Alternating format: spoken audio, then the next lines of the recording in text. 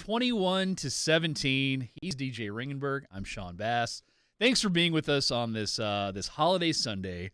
And that was the first half that went by quickly. I'll give it that. The Cowboys defense not good. The Chargers defense surprisingly not so good. And here we are with a one-score game. Yeah, I was trying to figure out what's something that we learned about this team in this first half that is new that we didn't already know, and there was absolutely nothing. George Pickens and CeeDee Lamb are incredible. Dak is having an unbelievable season that is once again lost by the failure of the front office, not being able to put a valid team around him, and the defense sucks. Yeah, the defense is really bad. Trayvon Diggs active today because Deron Bland onto injured reserve with a foot injury, and Diggs was smoked one time by Ladd McConkey, I believe, on a wheel route that he gave up a touchdown. He's also given up some completions, but really neither defense is doing much. I mean, both teams I think are a combined 7 of 9 on third down. The Cowboys actually went for it on fourth, which is a welcome change from what we saw against Minnesota. That was a key part of their opening touchdown drive. And really, it's kind of cool that this game is moving along so nicely because it doesn't really matter what happens. Obviously, there's an argument for culture and trying to finish strong, but honestly, when you're mathematically eliminated from the playoffs, you want to avoid like major injuries and just try to play hard, I suppose. Yeah, and I think that going forward, whenever the discussion was being had earlier in the week of who plays in this game, and I understand that there's a train of thought of, okay, why play Dak because he can only get hurt. There's really very little upside.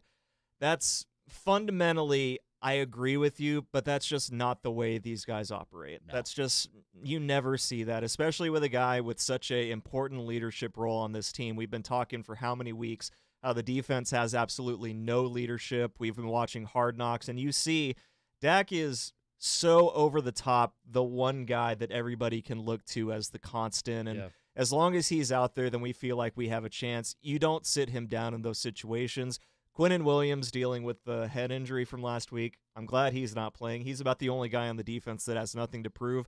Otherwise, I think that just about anything is on the table, and everybody should be playing for their jobs at this point. I do like that Tyler Smith is kicked out to left tackle. I mean, it's another game without Guyton, which I still think 2 years into his career, we don't know what he is. Too little, too late, though?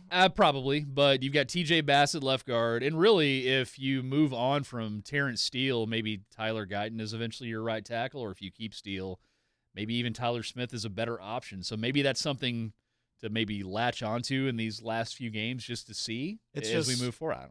It's just putting the team in such a bad situation that they have two tackles that you could absolutely say, yeah, we really need an upgrade there whenever there are every position on the defensive side except for defensive tackle. I would be fine with them using a premium draft pick on. So the fact that we have that big of a hole at offensive tackle also, it's just they're in a really bad spot coming up whenever they're going to be deciding what they're going to do in the draft. And maybe you can spin that into a positive and say, okay, well, now you can literally just take best player available because you have so many spots that are deficient.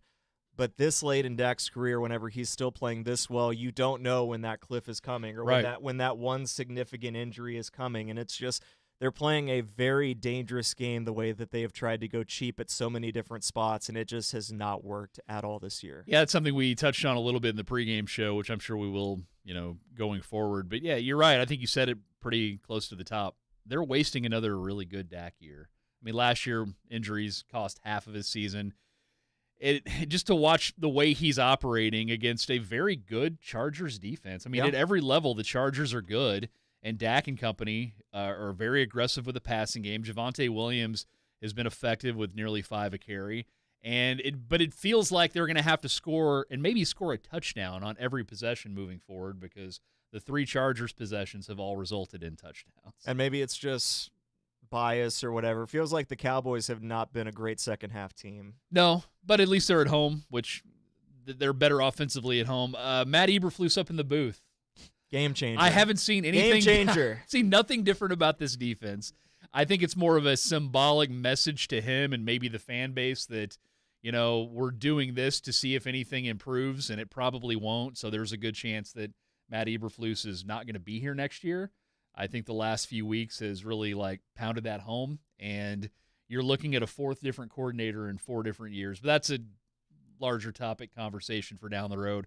Here in the meantime, you've got a half of football against a team trying to make the playoffs. You've been good offensively. You haven't been good defensively. Overshone left with a concussion. That's not great. No. That's one of your potential leaders of the future there if he can ever get it all together health-wise. Flanoy caught a touchdown, nearly caught a second before he was wiped out with a penalty. He's down with a knee. So hopefully everybody stays healthy. If things get messy, maybe you see Joe Milton late in this game. I don't know. I feel like we're maybe a week or two away from seeing him play quarterback for the Cowboys. But if they're playing for pride, it's been a somewhat prideful first half on the offensive side. On the defensive side, much like this season, a lot to be desired. Well, and we haven't mentioned George Pickens yet either. He was desperately in need of a bounce-back game here. Yeah, tremendous go ball that he caught a touchdown. Dak threw it perfect. And really, we'd be remiss if we didn't mention how good Justin Herbert's been. Yeah. And he's barely been touched in this game. Amari and Hampton's running the ball very well. So it's been a fun first half from an offensive standpoint. Maybe that'll carry over, but I can guarantee you fun will be had in the postgame show because this man right here is going to be with Matt and Donovan, and they have promised to go 2.5 full hours if this game ends early. We will go until 6 a.m. if we have to. We will take this thing all night to talk about how the Cowboys choked another one away. Well, thanks for everybody that decided to tune in. Thanks for spending a little part of your holiday with us. For DJ, I'm Sean, and we'll talk to you later.